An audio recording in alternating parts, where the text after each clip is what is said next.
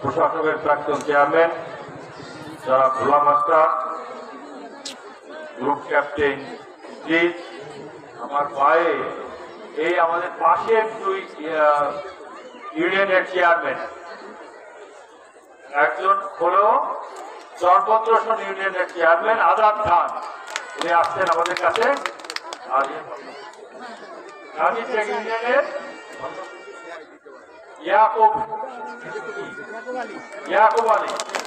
ইয়াকুব আলী আমাদের গাজীটেকের ইউনিয়নের খুব বিপুল ভোটে জয়ী চেয়ারম্যান, দুইজনই খুব পপুলার। আমরা তাদের দুজনকে আমন্ত্রণ জানিয়েছি যাতে তাদের মতো আমরাও জিতে যেতে পারি। তার পাশে ইউনিয়নের 25 বছর চেয়ারম্যানই করেছেন, ওনার বাবাও চেয়ারম্যান ছিলেন, উনিও চেয়ারম্যান। এটাও আমার দেশে সিস্টেম হয়ে গেছে, বাবাও চেয়ারম্যান, ছেলেও চেয়ারম্যান। আমার বন্ধু মিলন সাহেব, তারপর নাজমুল হাসান লেবি সাহেব পৌর আওয়ামী লীগের সভাপতি ছিলেন, তারপর আমাদের ফরিদপুর পৌরসভার 19 বছর একটানা চেয়ারম্যান, অত্যন্ত জনপ্রিয় চেয়ারম্যান। যেখানে যাই এখনো দেখি তার নাম করেছেন, নামে চিনে সবাই। তারপরে উনি একটা আমাজন নার্সিং ইনস্টিটিউশনের মালিক রংপুর রাশেদ সাহেব, আর উনি ঢাকা থেকে আসছেন। আপনারা কথা বলবেন না পাশে, প্লিজ অনুগ্রহ করে আপনারা কথা বলবেন না, তাহলে তো শুনতে পারবে না কেউ। আর ঢাকা থেকে আমার এক আত্মীয়, উনি ঢাকার একজন কাউন্সিলর, উত্তর ঢাকা দক্ষিণের কাউন্সিলর, উনি আসছেন আমাদের নির্বাচন দেখতে। উনিও অনেক ভোটে জয়ী হয়েছেন। তার কাহিনী আছে কি, মাহবুব সাহেব, মরনা মাহবুব, আর হইল শ্রমিক লীগের সাংগঠনিক সম্পাদক শেখ জামাল, আর হলো এই ইউনিয়নের প্রাক্তন সভাপতি, আওয়ামী লীগের সভাপতি সালি ভাই সহ উপস্থিত অন্যান্য নেতৃবৃন্দ, সুধী মন্ডলী, আসসালামু আলাইকুম।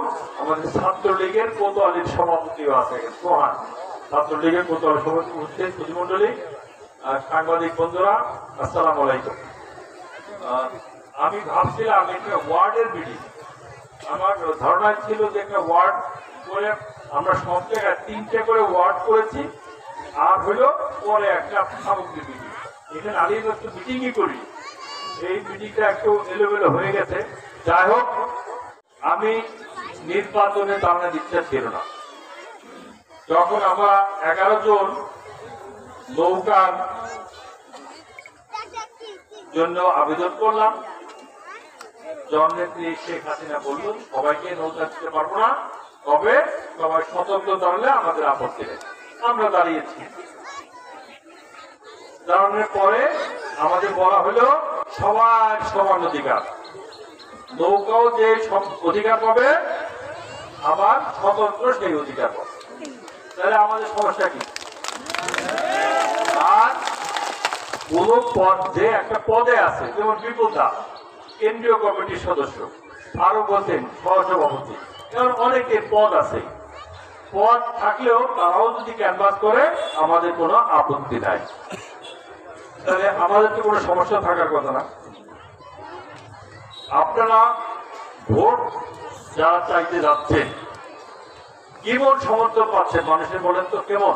ইনশাআল্লাহ ভালো ভালো কেমনি বাড়তেছে, হ্যাঁ বাড়তেছে, কেমনি বাড়তেছে। এখন বর্তমানে 80-র উপরে চলে গেছে, 80-র উপরে চলে গেছে শতকরা। ইনশাআল্লাহ মেলা ভালো, আল্লাহ দিবেন। আপনি গোল্ডেন মার্ক আরেকজন যে জায়গায় সেই জায়গায়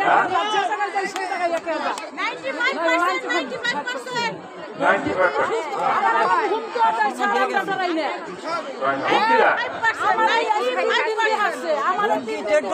ইনশাআল্লাহ। ফেরেশতা বান্দার সাথে গেছি ফেরেশতা বান্দার সাথে আমাকেও তো ভোট লাগবে না, আমরা একটা ভোট বেশি পাইলেও পাবো, একটা ভোট। তাই আলহামদুলিল্লাহ হ্যাঁ পাবো কত লাগবে না, একটা ভোট বেশি পাইলেও পাবো।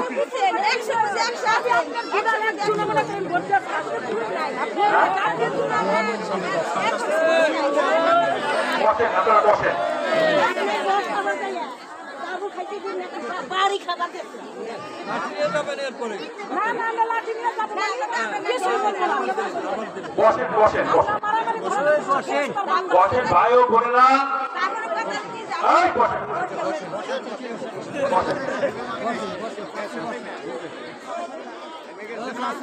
শুনেন, আগামী 7ই জানুয়ারি নির্বাচন। এই নির্বাচন অত্যন্ত গুরুত্বপূর্ণ নির্বাচন। অন্য জেলায় যেমন তেমন ফরিদপুরের জন্য এটা সারা বাংলাদেশের চেয়ে ফরিদপুরটা আলাদা। কেন আলাদা সেই প্রসঙ্গে আসার আগে আপনি কতগুলো ঘটনা বলবো। আপনারা আমাকে অনেকেই দেখেন নাই, নাচ শুনেছেন তাই তো? আজকে সামনাসামনি দেখলেন। আমিম গ্রুপ ৭৫,০০০ লোক চাকরি করে, আর আমার ছোট ভাই কোম্পানিতে ৩০,০০০ লোক। এখানে বেশ কিছু লোক আছে আমিম গ্রুপে চাকরি করে। আমি প্রথম যখন আসি আমাদের এই বাজারটা আসলাম, গজারিয়া বাজারে সবার সাথে দেখা করি। একজনের বাড়িতে গেলাম, তার বাবা সরকারি কর্মকর্তা। না আছে কিনা?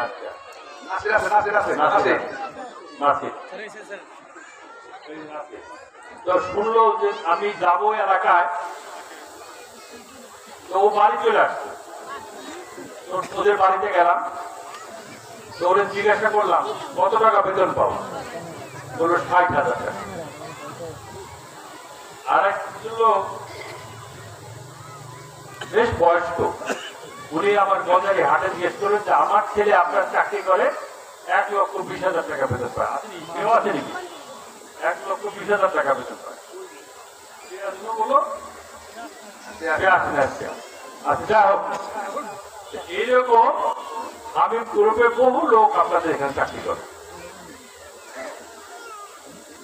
একটা সেগুলো একটা সাধারণ মানুষ যদি আমি ৫,০০০ ১০,০০০ টাকা দিই, কয়দিন চলবে? ১ মাস ২ মাস।